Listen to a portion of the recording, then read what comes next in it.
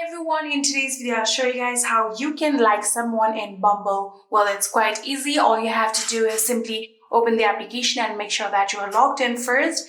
And after doing that, here you'll need to get to this people option right here. So if you are on the discover page or the profile page, simply tap on this people icon right here and get to the people page. So if you like this particular person and you want to like them, all you have to do is simply swipe to the right, just like this. Here you can see a tick logo like that. You need to get this tick logo. So simply swipe to the right and you have now successfully liked this person. Here you can also get this pop-up that you have liked them, and liking means that you are interested on them. So simply tap on yes, and like that you can discover other profiles too. And if you want to again like this other profile right here, you can again swipe to the right just like this and like them.